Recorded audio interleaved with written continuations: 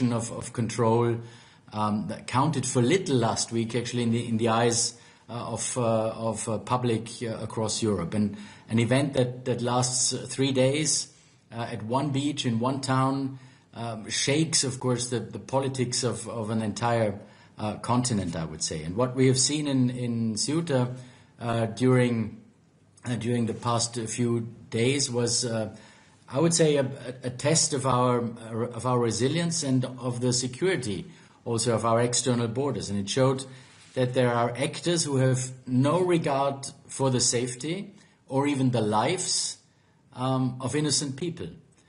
And at the same time, we cannot accept such a breach of integrity of our external borders and violation also of the security of the Union. And in that regard, the impact of criminal smuggling networks, both on people's lives and also on our security, of course, that is simply unacceptable. And I would therefore like to thank the authorities in Spain, but especially you, Mr. President,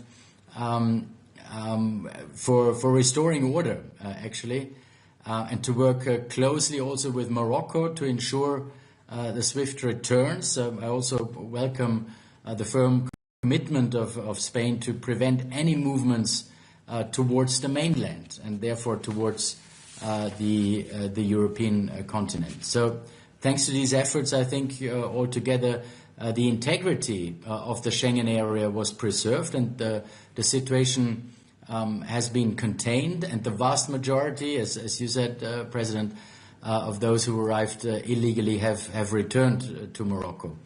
This is a success, I would say, and it shows that we have a robust system in place to safeguard Europe's security and sovereignty and provide also the necessary reassurances to our citizens. But the fact that we have passed this test of our resilience does not mean that we cannot do better. Of course not. I will come to the lessons learned in a moment. But let me say a few words on the support to Spain. From the very first moment, we were, of course, ready to support Spain and assess their needs also. We were in contact from the very first day, me personally with Minister Gane Malaska, but also with other officials in Spain. And these assistance, this help, this support includes emergency financial assistance. That's one. In order to strengthen the protection of the external border in Ceuta, we also stand ready, of course, to provide all necessary to support to Spain in managing the situation of those who at the moment are still present in Ceuta, and also supporting returns and also continuing to prevent unlawful onward movements to the European Union. Another support, and in terms of support from the agencies, Frontex is on the ground in Ceuta and stands ready to do more, of course. If Spain wants to have that, we are, of course, always ready to do more. And also other agencies, EU agencies like our asylum agency or Europol, they are also ready to assist Spain furthermore, if requested, of course. While additional support can also be mobilized, notably through the permanent migration support toolbox. One sentence on the relations with Morocco. We are, of course, also in contact with Morocco, especially Commissioner Ceuta, who is in charge of the Mediterranean and therefore on the relations with Morocco as well. And we're quite confident that our close partnership will continue delivering concrete results. And we are, as you know, negotiating a comprehensive partnership agreement at the moment. And of course, there, migration plays a very important role. Next point I wanted to raise is the Schengen issue, or the Schengen rules also, because this is also, of course, very, very important. And as I've already mentioned, thanks to the special rules of the Schengen Borders Code concerning Ceuta, the integrity of the Schengen area was fully upheld. Nobody can travel to mainland Spain or to the other member states. And as I said in the beginning, this situation caused, of course, considerable concerns from citizens across Europe, in all the member states, of course. So I do understand the concerns and the need also to respond maybe from some member states, but internal border checks should definitely be, I would say, the last resort measures, where necessary and where it's proportionate. I think we have a collective responsibility to protect the integrity and the security of the Schengen area, and our response need to remain coordinated on the one hand, proportionate, of course, also, and based on the realities on the ground. And that's where we need, of course, your assessment, President, which you just gave us today as well. So, to the lessons learned. What are the lessons learned? There will be, of course, a strategic discussion amongst the leaders in the next European Council also on the way forward. Ceuta actually showed us how quickly pressure at the EU's external border can build up, and it was a sudden threat to our common security and to our common unity also. So first of all, I think we must continue the very positive trend of reducing illegal migration to the European Union, and to do so, it is so important that the pact is fully implemented on both solidarity and also on responsibility aspects. So keeping the right balance, we all agreed upon, because a functioning asylum and return border procedure, this is the key aspect in situation as the one we just witnessed last week. And at the same time, we should also consider how to use the concept of safe third countries effectively. There's, I would say, one very important, well, more, but one very important reminder from Ceuta: to have control, we must cooperate with our neighbors, of course. But as long as control depends on the goodwill of one neighboring state, we remain, as you said, President, as well, we remain vulnerable. And we know that unless something changes, migrant smugglers will try it again. So this external dimension, cooperating with third countries, I think is key, because the goal there is to make sure such events never happen again, not in Ceuta, not in Lampedusa, not on Crete, not in the Evros, not on the eastern border as well of the European Union, and to achieve this while, of course, respecting also always our own law. Since the 12th of June, our legislation actually contains the safe third country concept that can achieve this, not just manage illegal migration, but to end it at the end of the day. And secondly, my second point is there are five key areas also mentioned in the letter of the President of the Commission President to Prime Minister Sanchez. There is a room for improvement, of course, that will help us deal with similar incidents better. First of all, we should further strengthen our external borders by stepping up Frontex vulnerability assessment, by providing further support to member states' capacities, including for possible physical barriers also where needed, by having Frontex supporting third countries at a larger scale. And I think the upcoming reform of Frontex, where the discussions also with you, of course, will start in autumn, will provide actually for opportunities like this. The second point of these five key areas, it's about further strengthen the work with partners. I mentioned that before, and step up our migration diplomacy by reinforcing comprehensive partnerships to stem the illegal migration, to secure also effective returns and create the right opportunities for people at home. The third point is to improve our early warning systems and our communication response, our pre-frontier intelligence also, and also our social media monitoring. Of course, also there is room for improvement, as we saw. The fourth point is very important in this respect, that's about dismantling the smuggling networks. And here I really count and call actually on the Parliament to adopt its position to the anti-smuggling directive proposed by the Commission almost 3 years ago. So this would be really important now, and we saw that in the incidents in Ceuta. The events in Ceuta are actually, I would say, a solid proof that we need a strong and effective tool and different tools to combat smuggling. And moreover, we should also further operationalize our counter-smuggling partnerships along the migratory routes and ensure that Europol anti-smuggling center becomes a true center of excellence, and implement the actions of the global alliance also to counter migrant smuggling. And the last of these 5 points, that's about returns, reinforce returns through the newly agreed return regulation, strengthen Frontex again there to reinforce its role as a key actor of the EU common system also for returns, and also enhance cooperation with third countries. Again, on readmission, this is important, including by using all the relevant tools and policies we have at our disposal. So to conclude, Mr. Chair, this week tested us, definitely, or last week, in speed on the one hand, in solidarity on the other hand, and also in resilience to disinformation.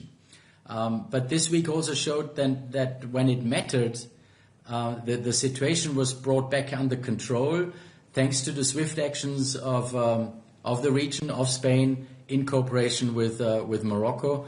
And European solidarity, I think, is at the heart of the European Union. All member states can always count on the enduring support of the Commission and on the strength of our union to overcome this challenge. We will learn from this event, certainly, and we will close the gaps also, united in protecting our external borders and in responding to the concerns of our citizens and our partners. Thank you very much. Thank you, Commissioner, for your remarks. And then I would like to open up the round of interventions for political groups. There will be 2 minutes for your questions, and also there will be 2 minutes for our speakers to answer them.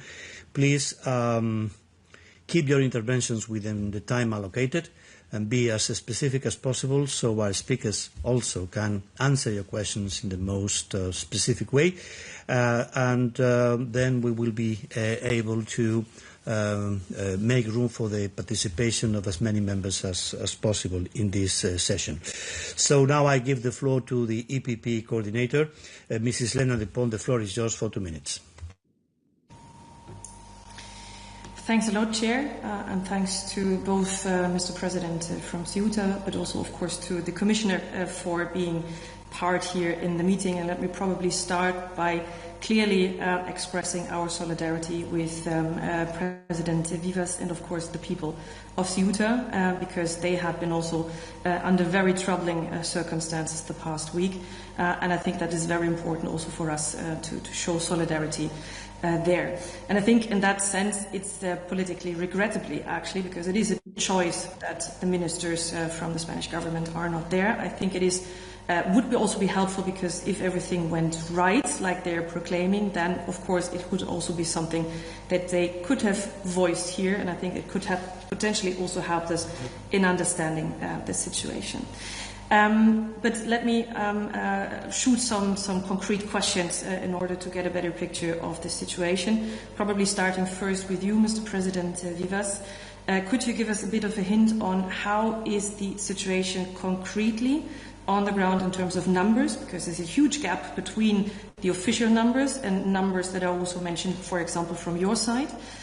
Second, do we have enough support specifically looking at unaccompanied minors to return them as quickly as possible in order to kind of tracing down families and issue the return procedures?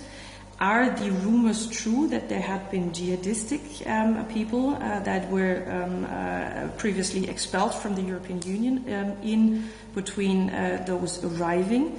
And since I think actually there have been a lot of warnings, Ceuta, Melilla are under pressure already for quite a while, so there have been warnings from local police unions, from the administration, but also from intelligence, as far as I understood. How long have you been asking for support? And what do we do with the new call for the 15th of August to have a new kind of peak in arrivals?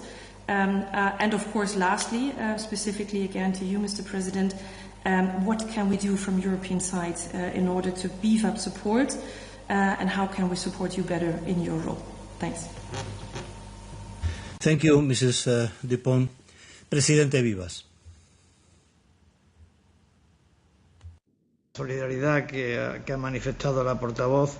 En cuanto a las cifras, no puedo ser más concreto porque no se conocen. Yo creo que el hecho de que no conozcamos las cifras en estos momentos de las personas que permanecen en Ceuta pone de manifiesto la precariedad de medios con la que todavía se está actuando para abordar la situación. Sería hora de conocer al menos que hubieran sido identificadas las personas que permanecen y tuviéramos un número exacto para iniciar los correspondientes expedientes de expulsión por la frontera del Tarajal.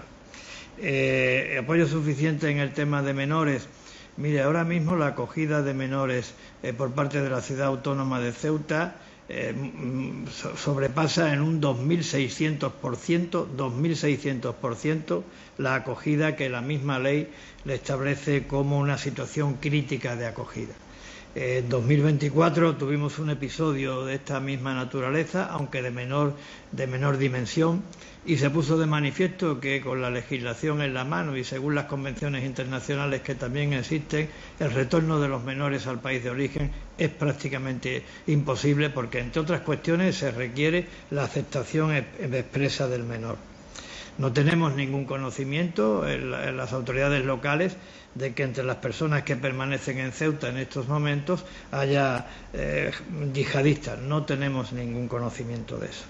En cuanto a los avisos, desde el día 20, y habida cuenta que antes de la avalancha, en las semanas precedentes, se estaba produciendo un incremento continuo de las llegadas a Ceuta por vía marítima, que llegaron a culminar al día en unas entradas de 500, nosotros alertamos y avisamos a distintos ministerios, al Gobierno de la Nación, acerca de la situación tan preocupante que estábamos viviendo. Todavía no había venido la avalancha, no conocíamos la avalancha, no teníamos información, lo hubiéramos dicho, pero sí pusimos de manifiesto que se estaba intensificando de manera preocupante los flujos de llegada. Y el 15 de agosto es la prueba palmaria de que Ceuta vive angustiada, porque aparte de la angustia de aquellos 2 días en la que no sabíamos cuántos entraban, para cuánto tiempo entraban y para qué entraban, ahora mismo también, yo lo he puesto de manifiesto en mi primera intervención, no sabemos si esto se volverá a repetir, porque lo que ha quedado en evidencia es que nuestra frontera es absolutamente vulnerable. Muchas gracias, señor Presidente Vivas. And now I'll give the floor to S&D Group. According to my notes, it will be Mr. López Aguilar who will be intervening. Mr. López Aguilar, floor is yours for 2 minutes.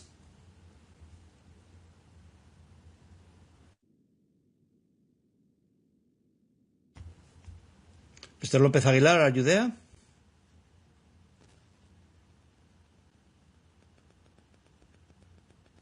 Mr. López Aguilar, could you please press on the mic and camera button?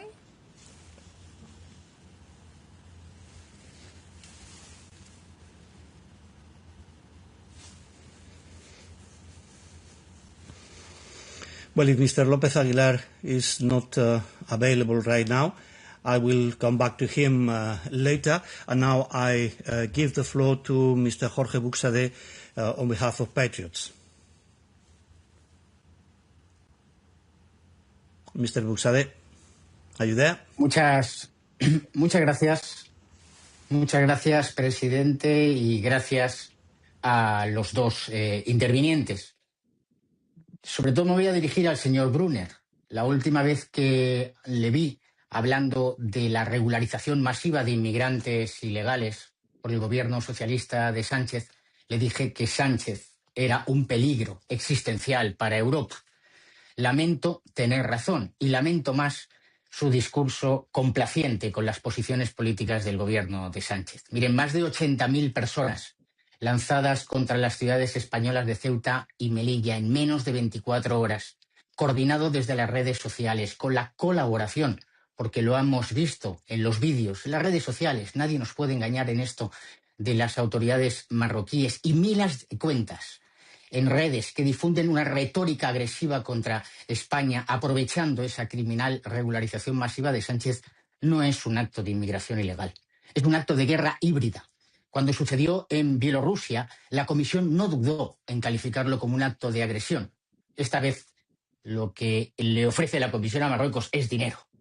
No sé si su silencio viene porque se lo ha pedido el gobierno socialista traidor de Pedro Sánchez o porque el lobby marroquí tan infiltrado en Bruselas ha conseguido su objetivo, o por ambos a la vez. Pero si se sigue considerando esto como un caso de inmigración ilegal, volverá a suceder. Europa ha sido objeto de un acto de agresión desde un Estado extranjero, y lo que nos dicen es que Marruecos ha colaborado activamente, sí, en no defender su frontera y permitir la llegada masiva. ¿O se creen ustedes que las mafias son capaces de movilizar a 80.000 personas de forma coordinada? El gobierno socialista les ha mentido, señor Brunner. Nosotros, los españoles, ya lo sabemos porque el gobierno miente todos los días. La duda es si ustedes lo saben y miran a otro lado, o si por el contrario también quieren ser partícipes. El gobierno socialista no está en esta reunión, pero es que tampoco está al mando del gobierno en España. El presidente está de vacaciones en su palacete, perfectamente protegido y fijando una zona de exclusión marítima, esa zona de exclusión marítima que se ha negado durante años a la ciudad de Ceuta o a la ciudad de Melilla para protegerla. Creo que se acabaron ya las medias tintas con el señor Sánchez y la Comisión Europea, si quiere realmente cumplir sus funciones, debe llamar a las cosas como lo que son. El señor Sánchez, repito, es un peligro existencial para Europa. Y por lo tanto, la pregunta es, ¿en qué momento, por parte de la Comisión, se va a hacer un análisis correcto de esta cuestión para considerarlo de verdad un acto de guerra híbrida y, por tanto, poner en marcha todos los mecanismos diplomáticos en nombre de la Comisión para poner fin a las agresiones al espacio europeo? Gracias, señor Buxadé. Commissioner Brunner.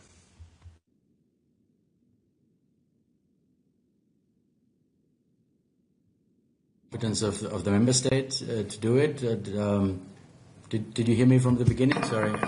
You know, when it comes to regularization, I repeat myself, that's competence of the member state, and Spain decided to do this. Other member states have done so in the past as well. This is a competence of the member state. It's a bit of a different story in Spain, of course. Latin Americans mainly. And same language. I mean, I don't have to tell you. You know much better.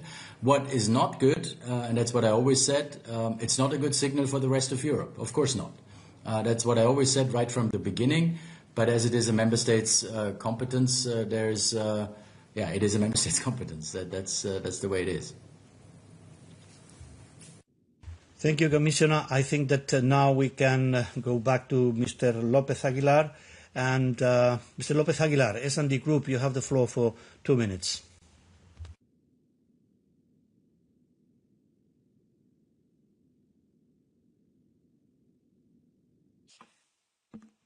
Mr. López Aguilar, could you please press on the mic and camera button? Of course I do. ¿Me escuchan? We can hear you. Perfect. Okay. Thank you.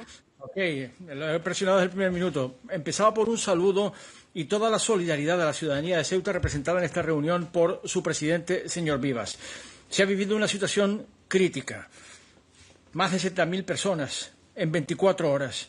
Y la respuesta del Gobierno ha sido eficaz e inmediata. Han acudido en la misma jornada crítica el ministro del Interior y el presidente del Gobierno, después de haber consumido largas jornadas combatiendo los peores incendios que se recuerdan en la historia reciente de España.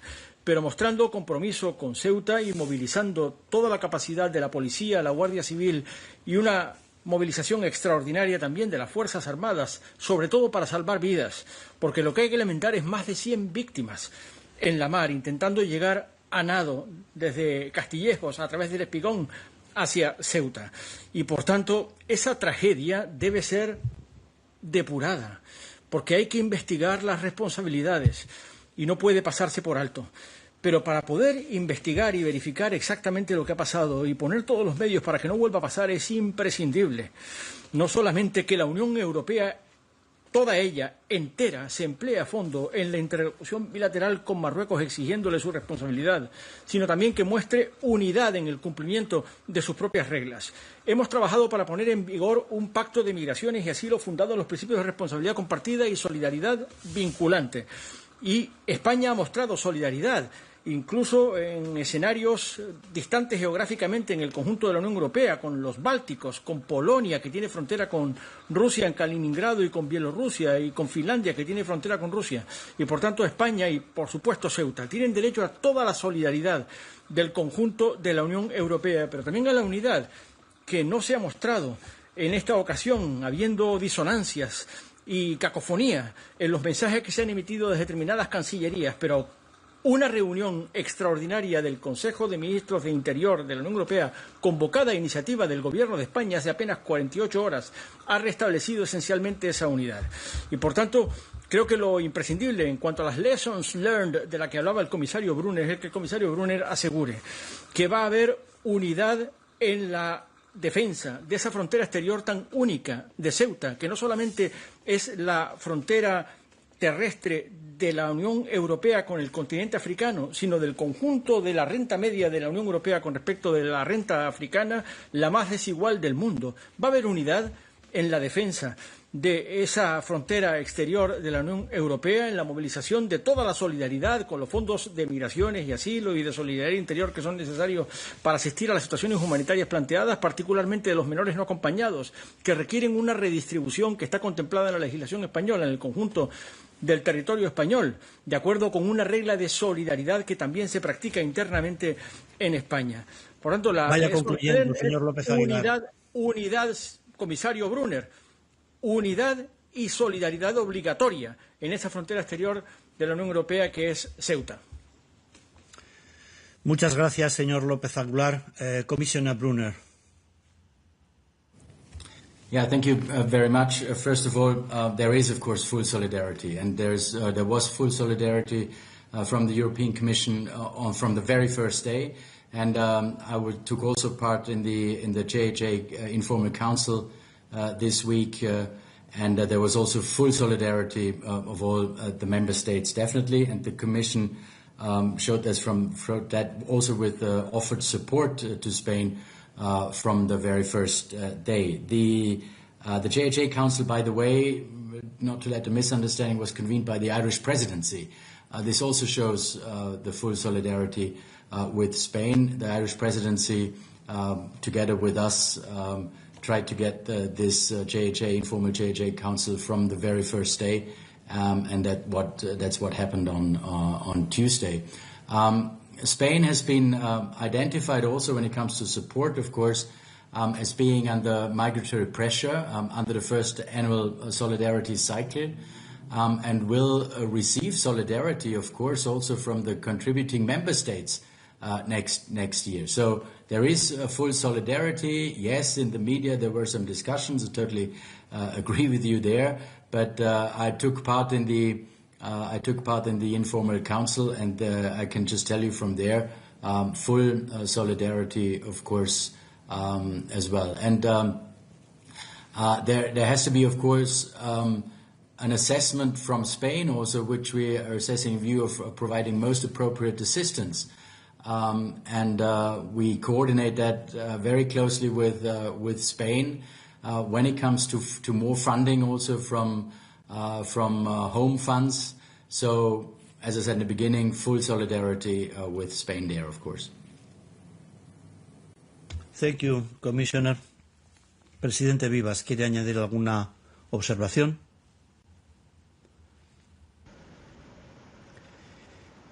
Bien, Then we move to our next speaker, who is Mrs. Asita Kanko, representing ECR. Mrs. Kanko, the floor is yours. Thank you, Chair. I would like to say first that it's not only astonishing, it's also very regrettable that the Spanish Interior Minister, Grande Marlaska Gomez, did not make time to connect to this meeting to answer our questions. Because what happened in Ceuta was serious. Thousands of people crossed an EU external border illegally and many lost their lives too. The population is shocked and citizens across Europe are wondering who is in charge today? Are their leaders even still in charge? Even if many of the people went back on the same day, it still raises a lot of concern, loss of faith, and strong responses that are totally understandable. Also, I must say that the Spain of Sanchez expects loyalty from Europe, but too often fails to show loyalty and responsibility in return, whether on protecting our external borders, migration policy, or investment in our common defense even. So trust has to be built and earned, and the way that they're doing it now is not how it's going to be built. The minister's presence today would have been an important step in this regard. We want to understand how this crisis could happen, and what concrete steps Spain is taking to make sure it doesn't occur again. We expect answers because Europe must act on the lessons of this crisis. That is why we need clear and humble answers to the fundamental questions remaining now about how the crisis happened and what must change. We need answers from Spain, from Spanish leaders. The Spanish government must stop creating pull factors and start being realistic about migration policy. And I would like to know what the Commission intends to do if Spain continues in the direction where it is now. We need answers from Morocco because we are not credible if Morocco can weaponize migration without any consequences. And finally, we need to understand what happened on social media, who is behind it, and how were we not resilient. Europe also needs to fully and swiftly implement the tougher parts of our migration rules. And security screening, border procedures, and quick returns are essential. I'm grateful and I appreciate the fact that the Commission is here today and that the Libe Committee is holding this meeting. Thank you. Thank you, Mrs. Kanko. I think, Mr. Brunner, that there was a question addressed to you.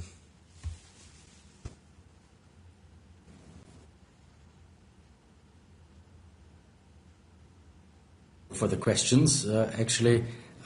First of all, we cannot provide answers on behalf of the Spanish authorities, of course not. And as you said, that would have been a question to the Spanish authorities. But when it comes to what we have to make sure as a Commission, first of all, implementing the pact. That is key. And doing everything we can and to support also all member states, also including Spain, of course, to be ready to fully implement everything with the border controls, better border controls, of course. And we do everything, as I said in the beginning, to support Spain, but all other member states as well on that. Also, when it comes to the next Frontex mandate, Europol mandate discussions, I think there are some possibilities there, of course, as well. But now, for the first thing, it's all about implementing the pact. Morocco.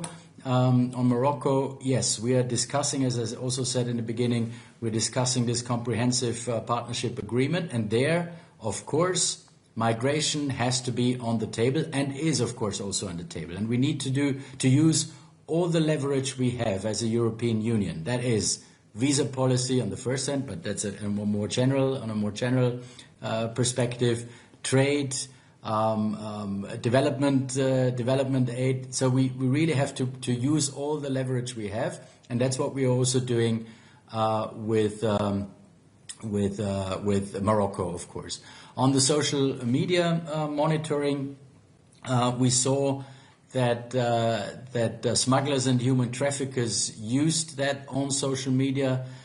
We saw that right from the beginning, of course, and the Commission, together with Frontex, with Europol, with our asylum agency, and also with member states, of course, together. We need them for that.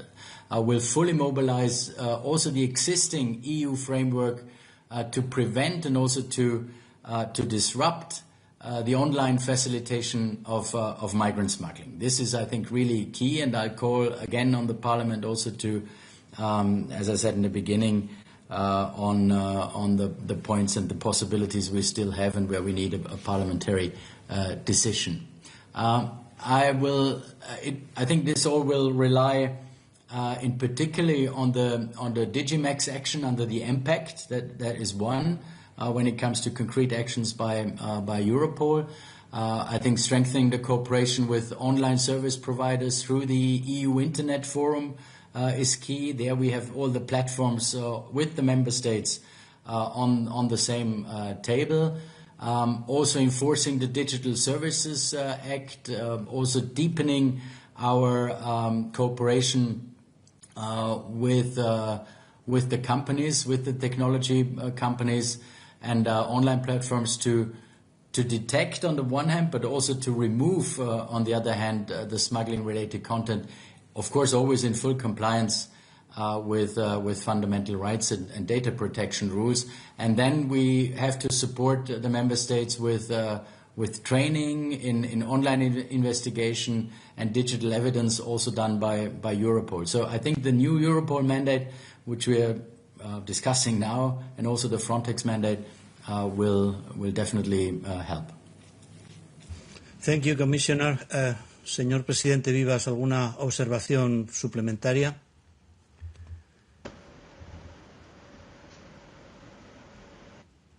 Señor Presidente Vivas, ¿nos escucha? Sí.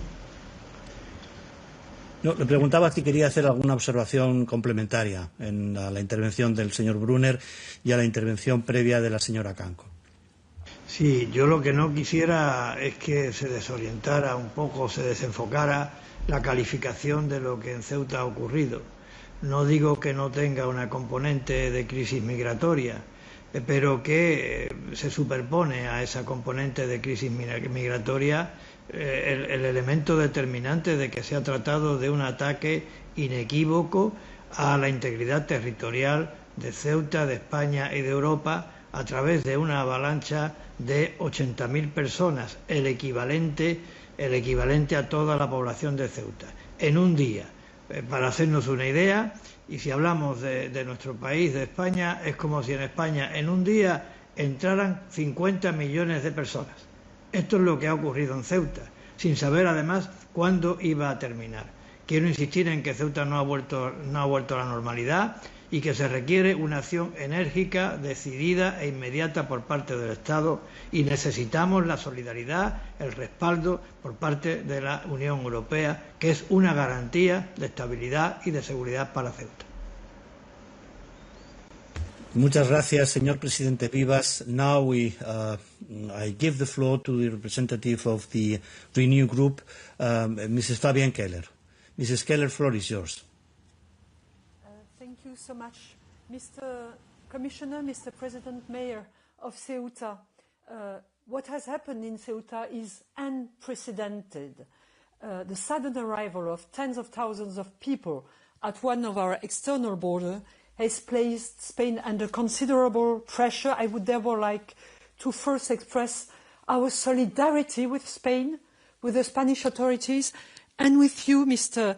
Mayor President Vivas. You have dealt with an extremely difficult situation on the ground, and I want to have thoughts for those who have lost their lives and thoughts to their loved ones. Behind the figures, the political debates, we must never forget the human cost of such a situation.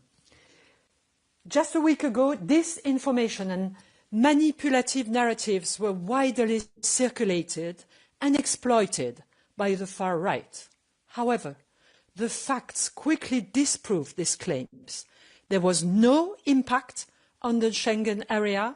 Within a few days, a very large number of people were able to return to Morocco, and the situation was very quickly brought under control.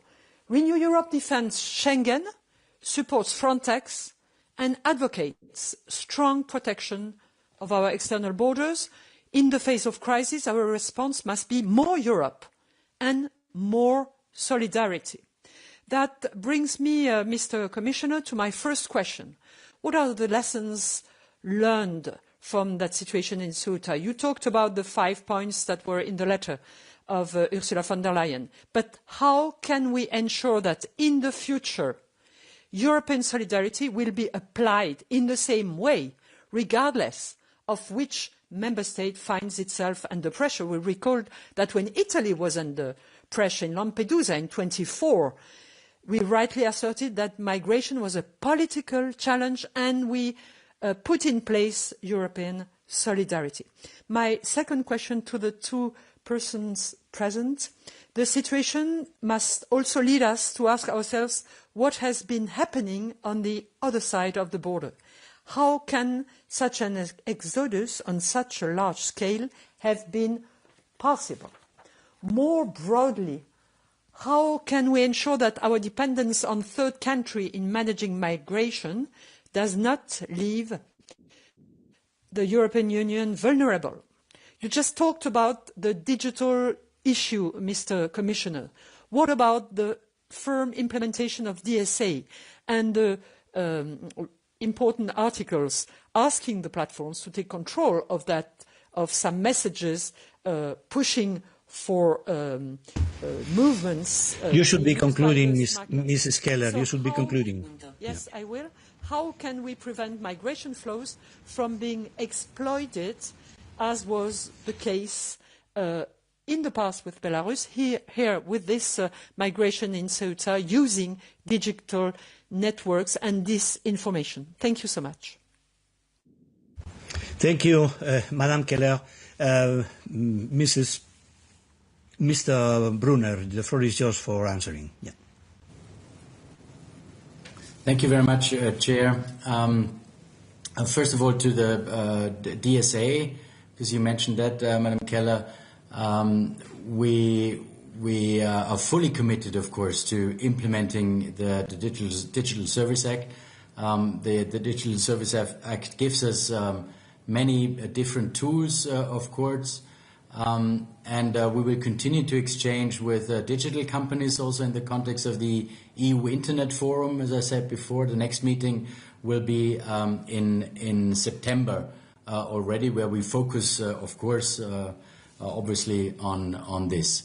When it comes to solidarity, because you mentioned that in the beginning, the Commission will always stand with our member states in moments of need, and there is no difference between the member states. We, of course, treat everyone the same, also obviously, and as I said in the beginning, there was full support, full solidarity towards Spain from the very, very first minute, actually, things occurred. So that's the same for anyone. And when it comes to third countries, yes, I also mentioned that before.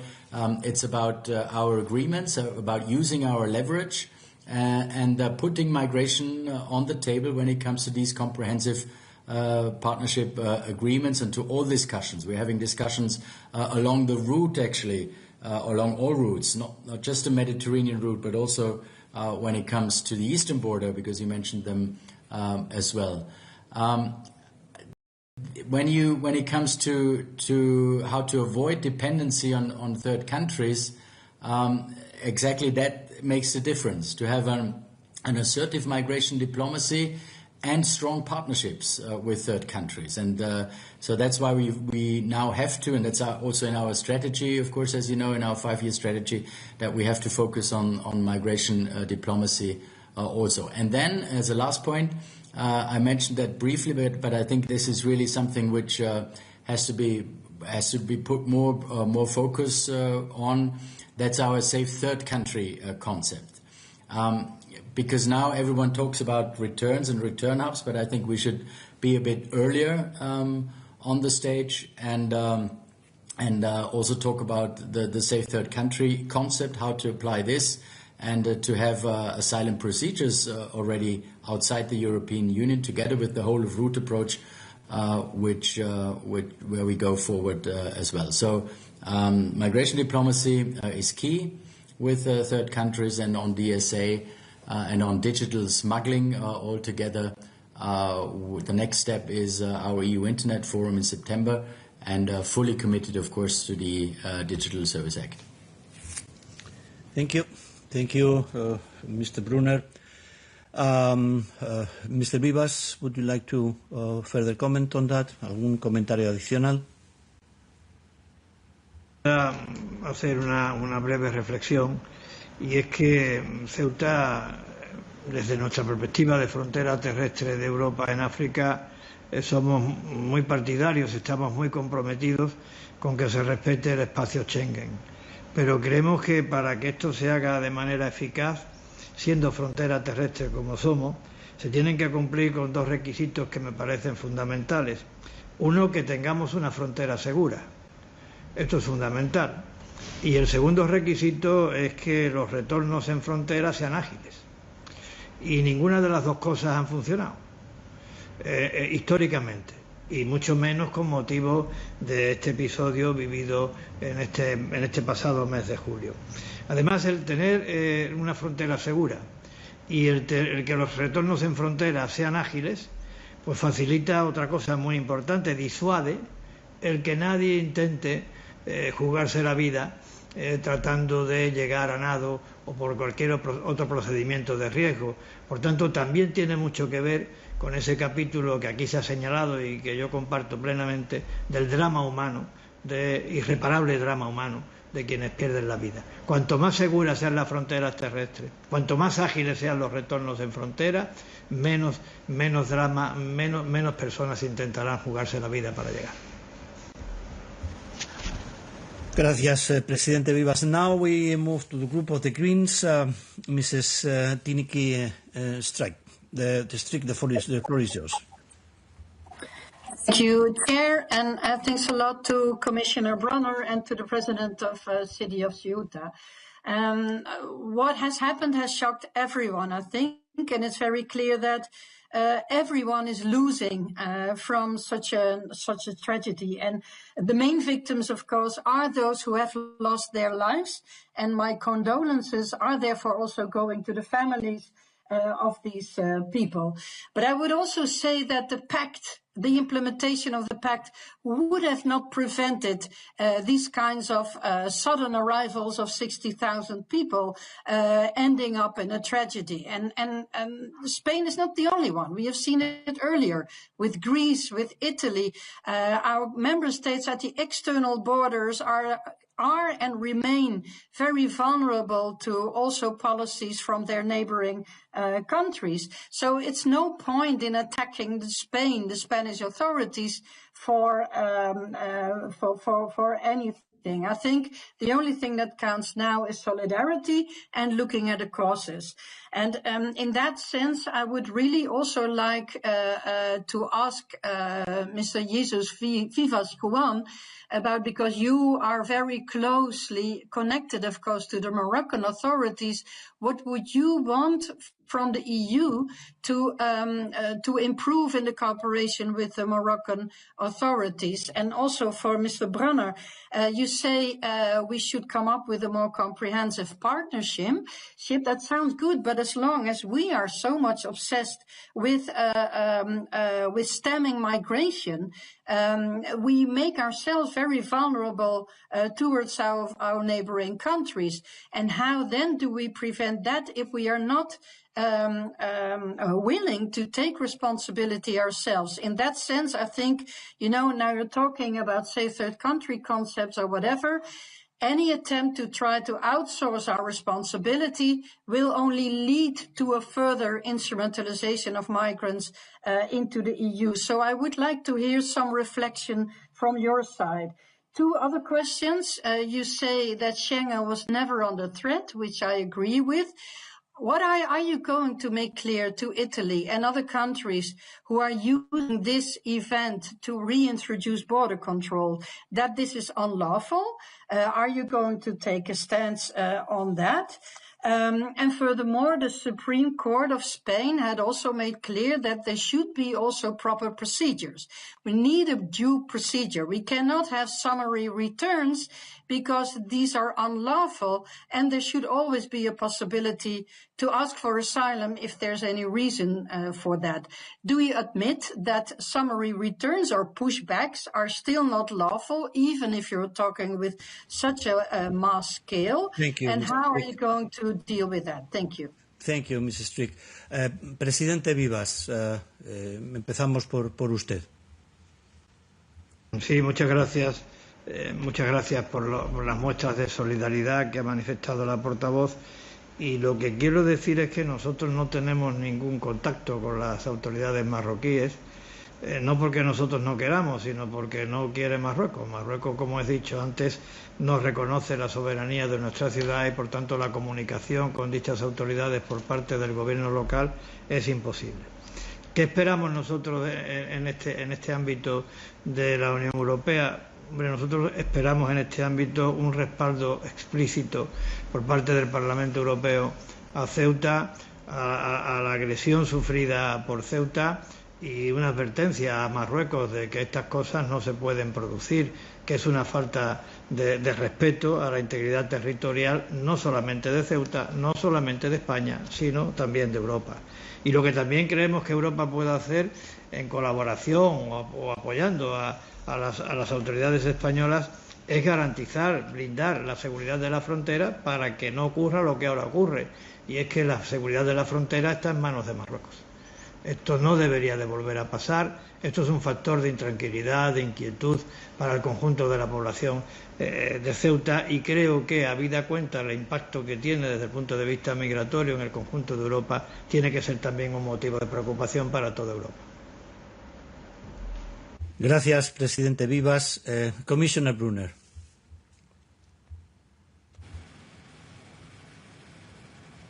It's me? Okay. Oh, sorry, I didn't get the... yeah, first of all, thanks very much. And maybe on these couple of topics. First of all, when it comes to our cooperation or all the our migration diplomacy and the comprehensive partnerships, our cooperation with Morocco is exactly comprehensive, and that goes, therefore, quite beyond migration. And we are not obsessed just by migration, not at all. But that's the sense of a partnership agreement. Comprehensive actually precisely means covering the whole range of cooperation with our partners, but also migration, of course. But we're not obsessed by anything. Migration is a key interest, of course, for all EU member states, as we just not only saw in the last week or two, but all together, and that's why we put it on the table. It's always, and I said that from the very beginning. It's always about fundamental rights as well, and our rules must, of course, always be respected. I've said this actually from the very first day. When it comes to to Italy and others, we noted, of course, the initial reactions of member states, prompted by the emergency also in Ceuta, and as I said in the beginning. There are, of course, or were concerns in the member states, which is totally understandable, because it's about it's about the concerns of the citizens, of course, as well, and governments were, of course, faced with considerable uncertainty and sought to reassure their citizens also that, and in the Schengen Border Code, there are some possibilities.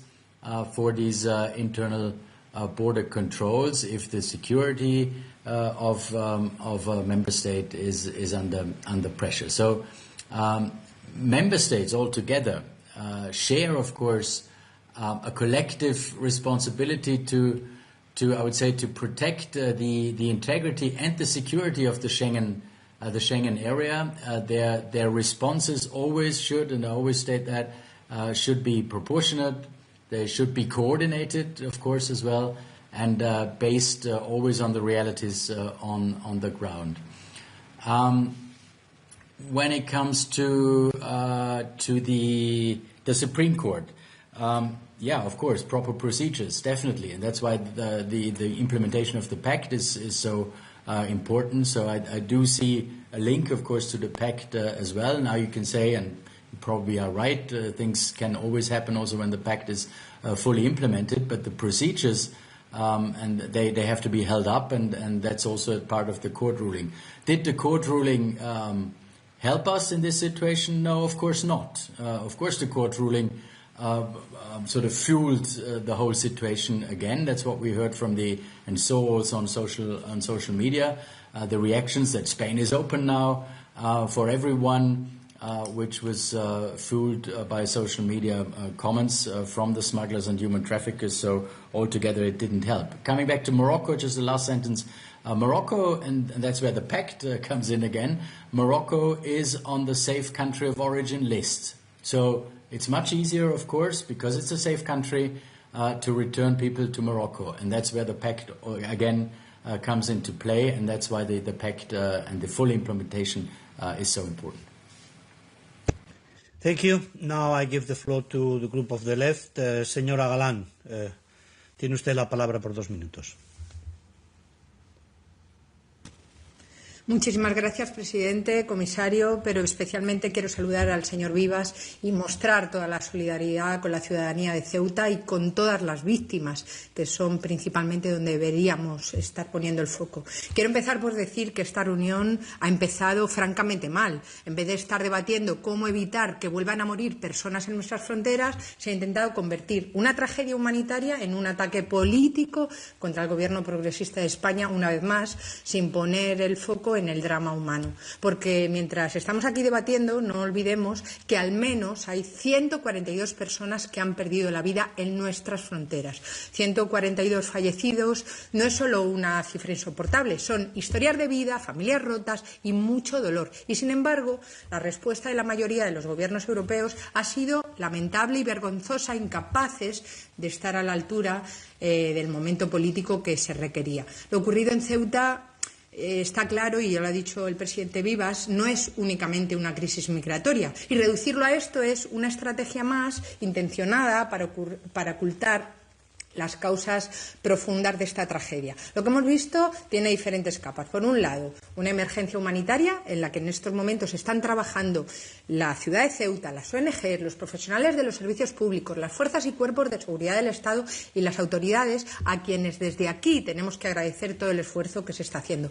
Y sobre todo, además, quiero aprovechar para decir que estamos muy orgullosos del ejemplo que han demostrado los vecinos y vecinas de Ceuta, que han impedido que los agitadores y las derechas ultras conviertan sus calles en un plató de odio y les han echado allí. No sé si a muchos de ustedes les ha llegado esas imágenes que realmente nos hace sentirnos muy orgullosos de los ceutís y las ceutís. En segundo lugar, lo ocurrido en Ceuta es la muestra, señor Brunner, del fracaso del modelo migratorio europeo y de sus necropolíticas basadas en la externalización de fronteras, en acuerdos de terceros países que no respetan los derechos humanos, como es el caso de Marruecos, y en esa lista de países seguros que claramente no son seguros. Por tanto, la respuesta no puede ser más bunkerización de Europa, como ha planteado usted, comisario, que, por cierto, no ha hecho ni una sola propuesta de vías legales y seguras en toda su intervención, ni de cómo se va a garantizar que se cumpla el acceso al derecho a asilo, porque todavía hay muchos perfiles susceptibles de recibir protección internacional en las calles de Ceuta. Yo estoy en conexión directa cada día, y por la mañana y por la tarde, con las ONGs que están trabajando a pie de cañón y están atendiendo a sudaneses, a gazatíes, a yemeníes y a subsaharianos que están huyendo de conflictos y de vulneración de derechos humanos. Por tanto, esas devoluciones express, por favor, que respeten los derechos humanos. Pero fundamentalmente es una crisis con una evidente dimensión política, donde Marruecos, de la mano de Trump y Netanyahu, no nos olvidemos, con los aplausos de toda la internacional del odio, han vulnerado las fronteras exteriores de la Unión Europea. Señora Galán, debe ir concluyendo. Señora Galán, debe ir concluyendo. Perfecto. Lo que quiero pedir aquí es que se revise el papel que ha desempeñado Marruecos y que se haga un análisis objetivo de qué ha sucedido. Por eso quiero plantear aquí varias preguntas. tras la tragedia de Ceuta, ¿va la Comisión a revisar la estrategia europea de externalización y los acuerdos con terceros países, que está demostrado que es un fracaso? En cuanto al papel de Marruecos, ¿van a solicitar una investigación independiente sobre las circunstancias que han dado lugar a esa tragedia y a reconsiderar esos acuerdos de cooperación que no sirven para nada y que vulneran nuestra soberanía? Señora Galán, sea específica en sus preguntas, por favor. Soy muy específica, presidente. Y al señor Vivas, ¿cree usted que toca replantearse el acuerdo con Marruecos? Y le han confirmado las comunidades autónomas españolas si les van a apoyar en la acogida de menores. Muchísimas gracias. Muchas gracias, señora Galán.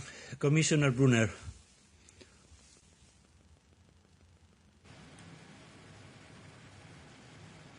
Commissioner Brunner. Okay, can you hear us? Thank you. It's always a bit of a it's a bit later. Thanks very much. Paul, a lot of questions by the Honourable Member of Parliament Galan, and a lot we discussed, of course, already in the past, because you mentioned you didn't talk about legal pathways, of course, because we can't talk about everything now, but very happy to do that, of course. We always did that in the past as well. But one thing to make clear, and there I totally disagree with you, because it didn't start with an attack, at least not from my side, attack on Spain. It started all with solidarity with Spain, and I stressed that right from the beginning. Maybe you weren't there, but I did that from the very beginning. And the second thing is whole of route approach. That's why we're discussing the whole of route approach also always, because yes, of course, it's about supporting those countries on the way, on the route. We're looking, for instance, at the moment, on the route from in the eastern part, Pakistan, Bangladesh, to the Gulf countries, then via Egypt to Libya. That's why we're doing this, actually, and we're doing this also to save lives. We must save lives by stopping smugglers, putting those lives at risk without pity, without scruples, to earn a profit. And these are criminals. That's quite simple, actually. And that's why we want to do that. And that's why I asked the Parliament also, now I get a bit emotional, to adopt its position on the anti-smuggling directive. This is really key. We proposed that 3 years ago, and we need these things. So please go forward there. And then you said it has failed. The policy has failed and the pact has... No, it hasn't failed. It's the other way around. The numbers of illegal arrivals decreased by 55% in the last 2 years. We had some routes where the decrease was 90%. Alone in this year, in the first 6 months of this year, another 40% decrease of illegal arrivals. And that gives us space to discuss legal pathways on the one hand, but also protection and saving lives. It's about that. And that's why I totally disagree with you on that, not on everything usually, but we don't have to agree on everything, of course. So it hasn't failed, it's the other way around. The numbers are actually proving that. And that gives us space then for legal pathways to the European Union, which we always also discussed in the Parliament, of course, as well. And the list of safe countries of origin, this is not entirely done by us alone. It's done in cooperation with international organizations, with UNHCR, with IOM. It's not our decision alone. We, of course, rely also on the experts on the ground. So will there be an objective analysis? That was the last part of your question. Yes, of course. And the investigations, as I always said right at the beginning, are done by Spain now. And we, of course, look into that if there are any new outcomes on that. Thank you. Thank you, Commissioner. Presidente Vivas. Sí, yo quiero en primer lugar a la portavoz agradecerle el que haya puesto de relieve el comportamiento solidario y humanitario de la sociedad ceutí. Yo lo decía antes, es una solidaridad que se traduce o que es consecuencia, de una madurez adquirida a través de largos años, décadas de sobresaltos por el hecho de ser la frontera terrestre de Europa en África. Muchas gracias por ese reconocimiento. Y en cuanto a las otras dos preguntas sobre Marruecos, yo he dicho recientemente y hoy lo reitero que, visto lo visto, Marruecos no es un país fiable de cara a que la frontera exterior, la única frontera terrestre de Europa en África, esté puesta en manos de Marruecos. Que necesitamos que esa autoridad esté ejercida por Europa y por España y por Europa. Y en el ámbito de los menores migrantes no acompañados, vamos a aplicar la ley sin ningún tipo de duda. Y el interés superior del menor estará por encima de cualquier otro, porque eso es lo que marca la ley. Gracias, presidente Vivas. Now, Mrs. Khan, ESN.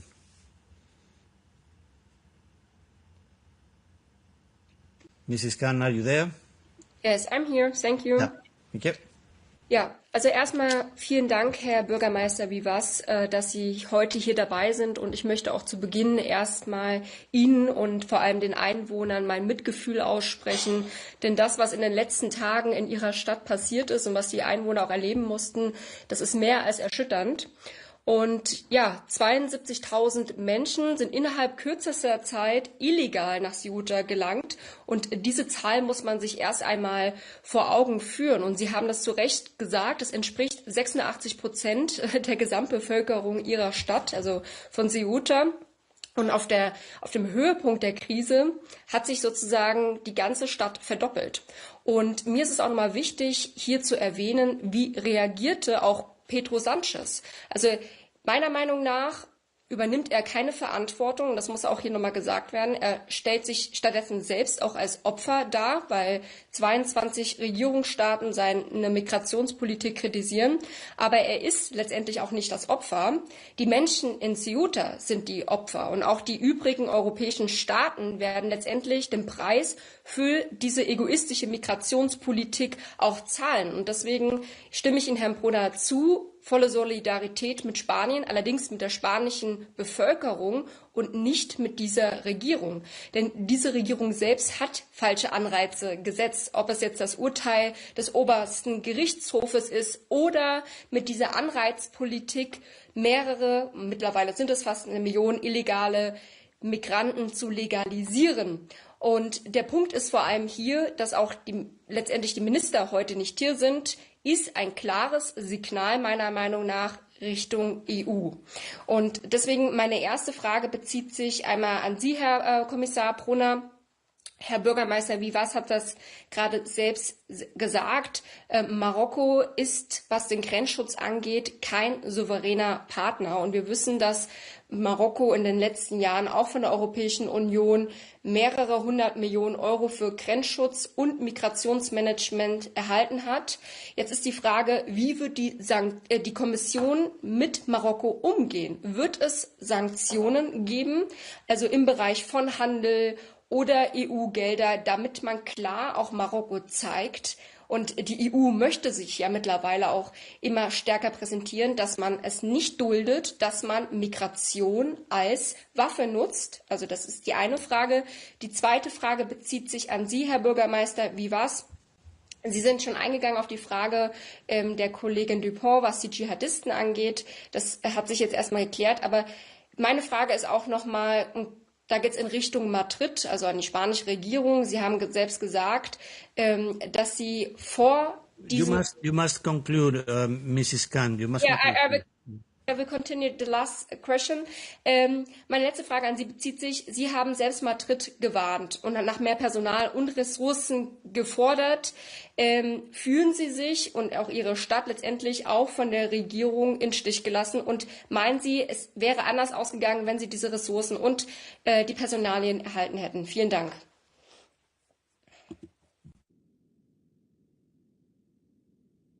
Thank you, Mrs. Khan. Commissioner Brunner. Yeah, thank you very much. The one question on me, totally right. What do we do in our negotiations with the third countries, and in this case Morocco, of course, when it comes to the comprehensive partnership agreement, and that's exactly what we try to do, to put our leverage. To use our leverage we have and to put migration on the table when it comes to in a very clear and strong way when it comes to the negotiations for these partnerships. We have a lot of leverage, as I said, trade, everything, and that has to be balanced, of course, with migration as well. We will speak to the Moroccans, of course. Commissioner Ceuta does that every week as partners and also friends, putting all relevant topics, of course, on the table. I think that what our EU support towards Morocco did, it helps, of course, Morocco to improve the border management in line also, of course, with human rights and international standards. And the EU and Morocco, we cooperate on migrant smuggling, on trafficking in human beings, of course, as well. So altogether, putting migration on the table, I think, is key, and I can assure you that's what we do in the negotiations on this comprehensive partnership agreement.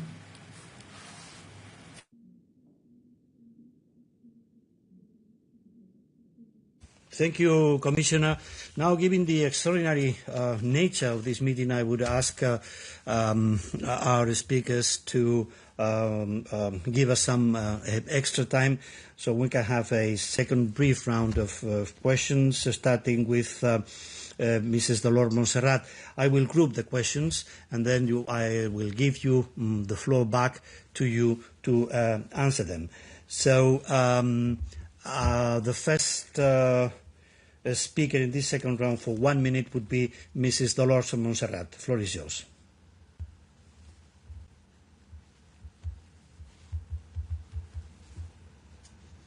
We can't hear you, Mrs. Montserrat. We can see you, but we can't hear you.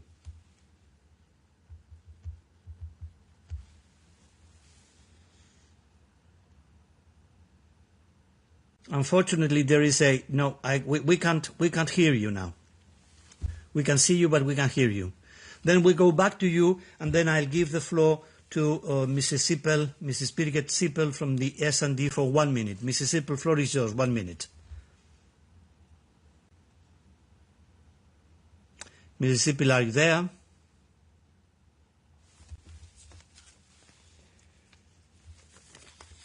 Mrs. Sippel is not there. Then, yes, I think. Mrs. Sippel. Thank you. Welcome back. Thank you. First of all, let me thank you both, the Spanish government, but also authorities in Ceuta, because I think in such a crisis situation, instead of further fueling the situation, they managed very well to solve it to the biggest extent possible within only a few days. I also agree that this has been an attack to Spain and to Europe, but after everything I heard and read over the past days, it could also have been a test to Europe if member states are really sticking together. And we failed in this test, because some of the first reactions I saw was criticizing Spain, not looking into the root causes and not offering support, and I'm not talking about the Commission, but the member states. And we should be aware, when talking about digital media, that there are a number of actors around Europe who have an interest to weaken and split European Union. So I would like to ask everybody firsthand to show solidarity, and then only in a second step look into the root causes and look for solutions. I have a very precise question, because in the last days many were saying, oh, we need to have more opportunities for Frontex. In this precise situation, Mr. Brunner, do you already have ideas what additional measures Frontex could have done in this precise situation? Because, to be honest, I can't imagine how this could have looked like. Thank you very much. Thank you, Mrs. Sippel. Now we go back to Mrs. Montserrat. Mrs. Montserrat, you have the floor for 1 minute. I hope you have been able to solve your technical issues. Muchas gracias. Ahora sí, ¿verdad? Primero de todo nuestro apoyo al presidente de Ceuta y a los ceutís. Señorías, esto es una crisis de seguridad nacional. Ceuta vive amenazada por las consecuencias de esta crisis, más de 100 fallecidos, aún con miles de adultos y menores no identificados en sus calles, mientras Sánchez, el paria de Europa, está en su tumbona de vacaciones subiendo TikToks de música y sus ministros, Marlaska y Saiz, huyen del control de este Parlamento. Estado. Esta es la metáfora que resume lo que está ocurriendo hoy en España. Miren, hay dos maneras de afrontar una crisis de seguridad nacional como la de Ceuta. La primera es movilizar todos los recursos del Estado, coordinarse con Europa, expulsar a quienes invaden ilegalmente un Estado miembro y recuperar el control de las fronteras. La otra es permitir que 80.000 personas violen impunemente nuestra soberanía y fabricar mentiras, conflictos diplomáticos y conspiraciones para tapar un fracaso histórico. Ya sabemos cuál eligió Sánchez. Ceuta no fue un accidente. Es la consecuencia de tener un presidente con una política exterior opaca, que abandona las fuerzas y cuerpos de seguridad del Estado, que rechaza la ayuda de Europa, que sí ha creado un efecto llamada con la regularización masiva y desprecia a los servicios de inteligencia que alertaron de la invasión. Por tanto, lo único positivo de esta crisis es que Europa entera ha visto el verdadero peligro que representa Pedro Sánchez. Gracias, señora Monserrat. Solo dos preguntas. ¿Cómo es posible que no sepamos aún la identidad de los asaltantes que quedan en Ceuta? ¿Sabe la Comisión si entre ellos hay delincuentes o terroristas o lobos solitarios yihadistas? ¿Va a exigir a Sánchez que los expulse? Y lo segundo, Marruecos es un país con estrecha asociación con la Unión Europea. ¿Por qué no fueron capaces de contener la invasión? Muchísimas gracias, presidente. Gracias, señora Monserrat. Señor Monsieur Legeri, floor is yours. 1 minute, please. Thank you, Mr. Chairman. Thank you, Commissioner Brunner. Thank you, Mr. Mayor President of Ceuta, for your participation. We regret that the socialist Spanish ministers have not found time to be present today, but my political group, the Patriots, requested an extraordinary session of the Parliament, and we expect the socialist Spanish ministers to show up next time. Now I have more specific questions to Commissioner Brunner. My first question is whether you have been informed by the Spanish government if they intend to, based on the Pact on Asylum and Migration, if they intend to request relocation of unaccompanied minors from Ceuta or from Spain to other EU member states. I also would like to know if the Commission has been informed by the Spanish government about terrorist infiltration to Ceuta. I also would like to know if the Spanish government has formally accepted or rejected the offer made by the European Commission to deploy Frontex, and what kind of services could be delivered. For example, surveillance, for example, use of satellite pictures in order to anticipate next time such an attack on Ceuta. Is it to use the return support to return those staying or remaining illegal migrants to Ceuta, from Ceuta to Morocco? But I would like to know more about the cooperation, the real, actual cooperation between the European Commission and the Spanish government. And the last question to the Mayor President of Ceuta, if there is any specific political message you would like us to convey to the European Parliament and also to other countries in Europe and also to media in Europe, feel free to say what you would like us to say. Thank you very much. Merci, Monsieur Legeri. Now for 1 minute, Mrs. Teodorescu.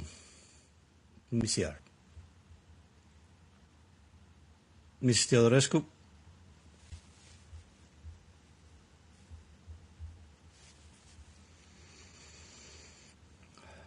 Hello, everyone. Do you hear me? Yeah, can we hear? Hello, dear colleagues, Commissioner. I will speak in Romanian, please. Stimate domnule comisar, am fost surprinsă să ascult alocuțiunea dumneavoastră, pentru că sunt convinsă că știți foarte bine ce este traficul de persoane. Ați vorbit foarte mult despre trafic de persoane și ceea ce s-a întâmplat în Ceuta, din păcate, nu este trafic de persoane. Asistăm la un atac hibrid de-a dreptul în ceea ce privește frontierele Uniunii Europene și trebuie să fim pregătiți pentru așa ceva. Întrebarea mea are legătură cu faptul că sunt raportor din partea grupului ECR în dosarul privind regulamentul Schengen și aș vrea să știu în ce măsură Comisia înțelege să susțină introducerea în legislație a definirii termenului de atac hibrid care până la acest moment nu este prevăzut în legislația europeană și pe care eu l-am propus în acest dosar cu privire la spațiile Schengen. Thank you so much.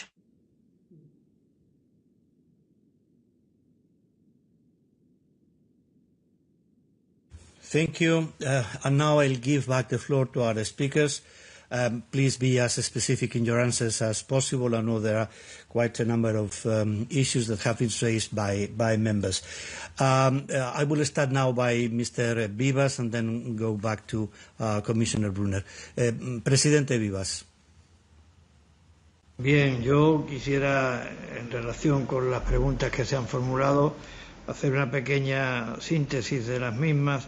Y lo primero que quiero decir es que en cuanto al comportamiento por parte del Gobierno de la Nación en esta crisis, nosotros anticipamos no que se iba a producir la avalancha, porque esto era imposible de saber, pero en las semanas previas a que se produjera la avalancha, sí manifestamos que se estaba produciendo un incremento preocupante del número de llegadas, hasta el punto de que en prácticamente una semana, 7 días, habían llegado a Ceuta vía marítima 1.500 personas.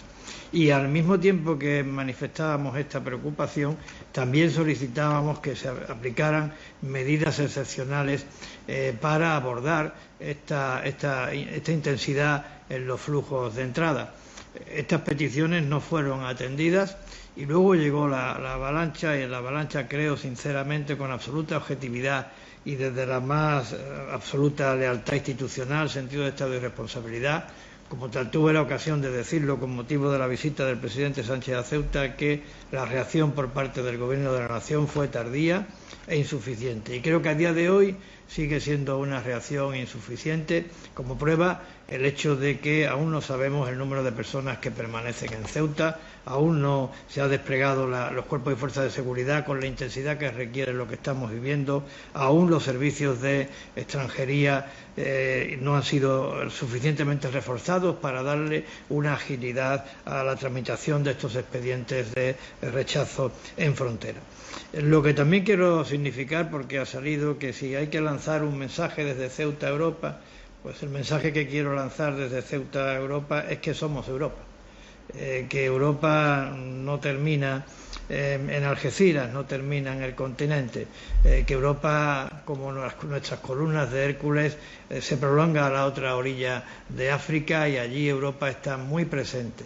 Está muy presente porque somos España hasta la médula, como decía anteriormente, y está muy presente porque en Ceuta se ponen de manifiesto de manera cotidiana y espontánea los principios y valores que forman parte del acervo fundacional de la Unión, entre ellos y de manera particular la convivencia entre personas de distintos credos, razas y culturas, personas que han hecho del respeto y la convivencia una manera de ser y de vivir compartiendo, juntos y unidos, en paz y armonía. Gracias, presidente Vivas. Commissioner Brunner. Yeah, thank you very much. Try to be brief in my answers, starting with Madame Sippel. I think actually we passed the test. We did pass the test. Of course, there's more we have to do, and we have to do better, definitely, but I think the test has definitely been passed. But I agree with you that there was some interest to weaken the European Union and to weaken Europe altogether. Definitely, I agree with that.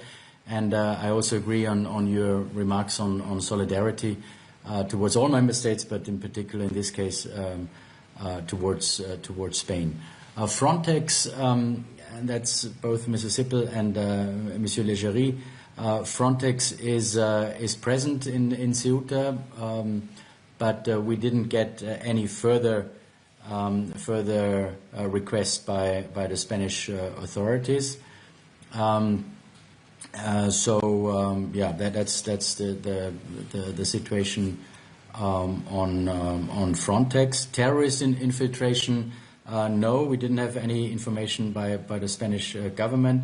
And Frontex, back again to Frontex, as I said, it is present. We are ready to do more, of course, and and there's been no further request by the Spanish government. On hybrid attacks, the hybrid attacks are actually covered already by our rules. I totally agree on the importance of hybrid attacks, and we have, I think, done a lot of work on this hybrid topic, especially starting, of course, on the eastern border in the last few months. Unaccompanied minors. We don't have any information from Spain there yet. The Spanish rules will apply, of course. And what is important for us is that they all said that the Spanish government told us that the Schengen area will be, of course, protected and not be affected. This is the main message we got from the Spanish government. Thank you. Thank you, Commissioner. Now I will group the last 4 interventions on the same basis as the previous one, and I will give the floor for 1 minute to Mrs. Veronika Sifrova-Strojanova from the group of Renew. You have the floor for 1 minute. Thank you. Thank you very much, Chair. Can you hear me? Yes, we can hear you and we can see you. Go ahead. Thank you so much. Thank you to both the gentlemen for being present. Please accept my deepest sympathy to the city of Ceuta and to the mayor and mayor president of Ceuta, and also my deepest condolences to the families of those who lost their lives, because it is a human tragedy, as has been echoed here. So let's not lose sight of that. Also, let me echo the need for solidarity and for unity in the face of crises such as this one. So I hope we move forward stronger and more united than ever.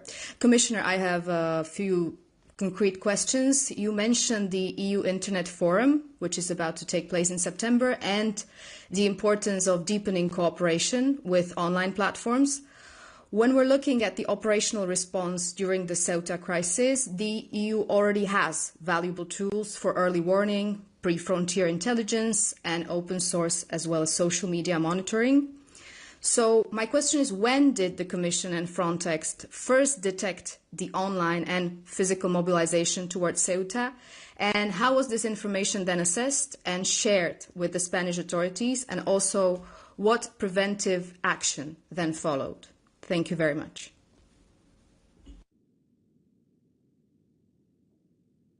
Thank you. And now I'll give the floor to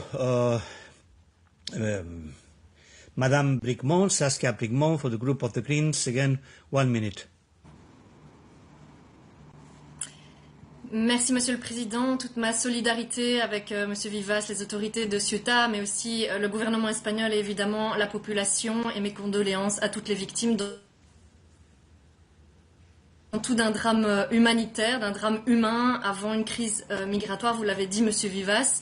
Et il ne faut pas se leurrer, si cette réunion a lieu aujourd'hui au Parlement européen de manière exceptionnelle, c'est aussi et surtout suite aux cris d'orfraie qui sont poussés par l'extrême droite, suivis comme un mouton par les conservateurs et certains libéraux jusqu'en Belgique, avec un culot inouï de hurler à la fermeture de l'espace Schengen, d'exclure un État ami, alors qu'on sait que c'est absolument pas la solution et que l'Europe n'a pas été impactée par l'événement qui s'est produit à Ceuta.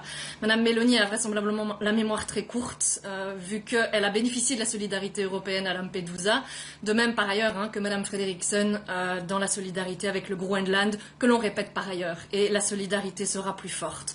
Je pense qu'il faut remettre un peu la pendule au bon endroit et se poser des questions. Et je n'entends pas la Commission européenne et nos États membres remettre en question et regarder justement la politique de solidarité qui est menée par l'Espagne actuellement et qui pourrait en inspirer d'autres. On voit bien que ce qui est en échec aujourd'hui, c'est la politique migratoire européenne que vous menez. L'externalisation des politiques aux frontières, avec le fait de se rendre dépendant d'États tiers, l'absence de solidarité, la violation systématique du droit d'asile, le développement des réseaux criminels qui en découlent et des frontières qui sont transformées en cimetières.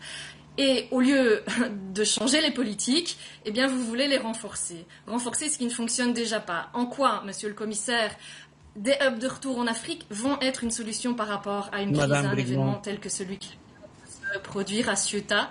Vous allez mener l'enquête, allez-vous soutenir l'Espagne dans son enquête aussi pour établir les responsabilités de l'extrême droite dans toutes ces affaires, ainsi que des autorités marocaines? Je vous remercie. Merci, Madame Brigmont. And now I'll give the floor for the group of left to señor Barrena. Un minuto. Sí, gracias, presidente, y particularmente por haber hecho posible este segundo turno. Señorías, Marruecos utiliza el tridente de los flujos migratorios, narcotráfico y yihadismo para mantener viva la presión en favor del reconocimiento de la ocupación del Sáhara Occidental y perjudicar la relación de la Unión con Argelia. Ceuta confirma que la política de appeasement de España y la Unión Europea no funcionan. Marruecos no va a renunciar a la idea del Gran Marruecos y su reclamación territorial sobre 5 estados limítrofes, uno de ellos europeo. Y es triste, pero primero apoyaron el plan marroquí para perpetuar la ocupación del Sáhara Occidental y Marruecos sigue manteniendo la misma guerra híbrida de siempre contra Europa. Una Europa que ha financiado a Marruecos con más de 8.000 millones de euros desde el 21 en el marco de la política europea de vecindad, de ellos 2.500 millones en ayudas y subvenciones a fondo perdido y que además no aplica las sentencias del TJUE sobre el expolio de Marruecos sobre el territorio saharaui. Mi pregunta sería, señor comisario Brunner, dado el contexto de guerra híbrida, si retirará la Comisión a Marruecos de la lista de terceros países seguros y si no creen ustedes que ha llegado el momento de terminar con las políticas de apaciguamiento y confrontar en otros términos la política de guerra híbrida de Marruecos. Muchas gracias. Gracias, señor Barrena. Mr. Urik, ESN. 1 minute. Are you there, Mr. Urik?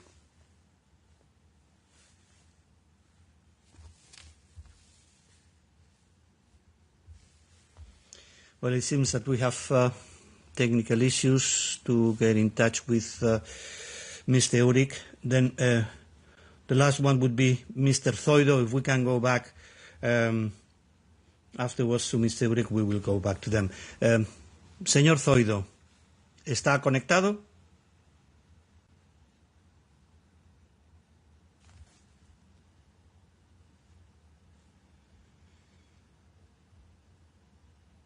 It is not the case either.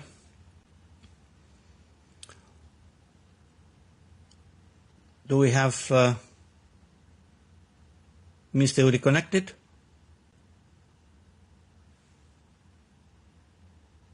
No, Mr. Chair, he's not connected. Okay. Then I will give back the floor to our speakers for answering these questions and for the final remarks if they want to do so. First, I will start with Commissioner Brunner, and I really thank you, both of you, President Vivas, Commissioner Brunner, for giving us this extra time so more members could be allowed to intervene. Commissioner Brunner, the floor is yours.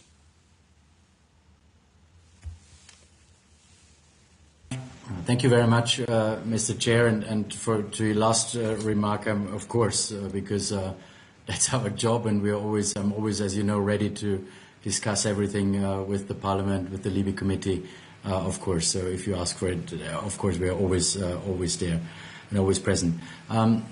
There was actually only one real question in the end. It was on the social media part. You are right there. We have many tools, and the lessons learned now is actually to connect everything faster. EU Internet Forum is one, cooperating maybe better with the platforms as I said. But there, of course, we rely on the member states' intelligence also in these cases, and we didn't receive any real indication actually. The events unfolded very quickly. As we all know and also heard from Ceuta President, numbers went from relatively low to very high within the span of a few hours. Actually, we got in touch, of course, with the Spanish authorities and our agencies also as quickly as possible to gain as much information also as possible. We organized an emergency blueprint network meeting to keep all member states in the loop as well, so as quickly as possible, of course. But we can always do better, as I said in the beginning, and connecting the dots, I think, will be key. Madame Bricmont mentioned the humanitarian aspect, of course, and we are there to support Spain there as well. As you know, we were there from the very first minute, actually, from the very first hour, to support the Spanish authorities there to uphold, of course, international law, all the humanitarian aspects altogether, treat those people as well as possible. Thank you. Thank you, Commissioner. Now, President Vivas, sus observaciones finales y la respuesta a las cuestiones que le han sido planteadas. Señor Presidente, reiterarle tanto a usted como al resto de miembros de la Comisión y también, por supuesto, al comisario Brunner, el que nos hayan permitido tener esta reunión. Confirma nuestro carácter europeo de alguna manera y creo que eso es algo muy importante. En Ceuta, la integración de España en la Unión Europea y, por tanto, de Ceuta también, trajo consigo estabilidad, trajo consigo seguridad, trajo consigo confianza. Por tanto, en Ceuta sigue estando muy viva la confianza y la importancia que se le da a la Unión Europea en todo momento, pero sobre todo en situaciones tan críticas como la que estamos viviendo. Yo empecé por decir, y ahora lo reitero, que Ceuta vive el momento más difícil, más crudo de su historia reciente. Por tanto, nosotros creemos que en este momento Europa tiene que estar presente. Y para ello, si me permiten, quiero hacer dos peticiones en concreto. Una, que haya un pronunciamiento por parte del Parlamento Europeo acerca de lo ocurrido en Ceuta los días 30 y 31 de julio pasados. Un reconocimiento que ponga de manifiesto que Ceuta, el episodio no puede zanjarse con la calificación de crisis migratoria al uso. Que lo que ocurrió en Ceuta fue la vulneración de la integridad territorial de Ceuta, de España y del conjunto de Europa. Creo que un pronunciamiento del Parlamento Europeo en ese sentido daría seguridad, daría confianza, confirmaría las muchas esperanzas que los ceutíes tienen puestas en Europa y en sus instituciones. Y también pedirle al Parlamento Europeo que promueva, inste a las instancias, a las otras instituciones europeas, a que saquen lecciones, a que saquemos todos lecciones de lo que ha ocurrido y sigue ocurriendo. Y que, por tanto, se nos ayude. ¿De qué manera? Pues, en primer lugar, es lo que significa blindar la seguridad de nuestra frontera para que no esté esa seguridad en manos de terceros países. En segundo lugar, prestar apoyo a la emergencia humanitaria que estamos viviendo también como consecuencia de esta crisis y, al mismo tiempo, que con todas las capacidades diplomáticas que Europa pueda tener, que me consta que son muchas, pues que se procure que se agilice que las expulsiones de los que entraron irregularmente en nuestra ciudad y aún permanecen en la misma se pueda hacer de la manera que la vuelta a la normalidad de Ceuta requiere. Y por último, implicación y presencia activa de los organismos europeos en nuestra ciudad. Más implicación y más presencia por parte de Frontex, por parte de la Oficina de Asilo, por parte de Europol y todos aquellos que tengan que ver con el objeto que nos ha traído a esta comisión del Parlamento Europeo. Reitero, muchísimas gracias y allí, al sur del sur, les esperamos con el corazón y los brazos abiertos. Gracias, presidente. First, I would like to express our special thanks to our speakers. Mr. Vivas, I think it was the first time that the president of the autonomous community, in this case, autonomous city in Spain, appeared before the European Parliament, so you're very welcome for that. And also we want to, and I would like to highlight the engagement of Commissioner Brunner with the Parliament.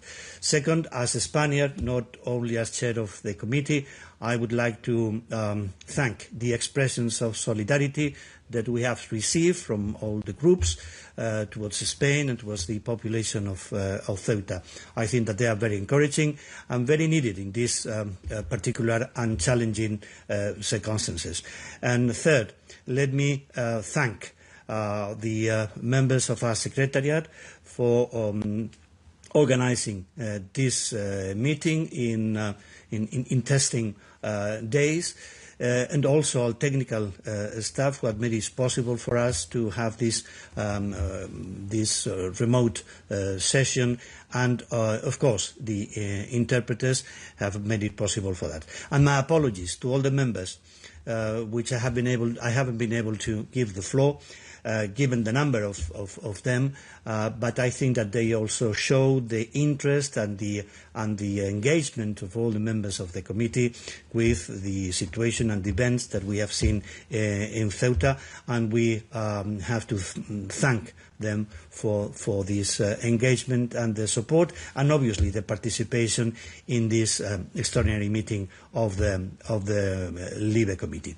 So thank you all, and the meeting is concluded.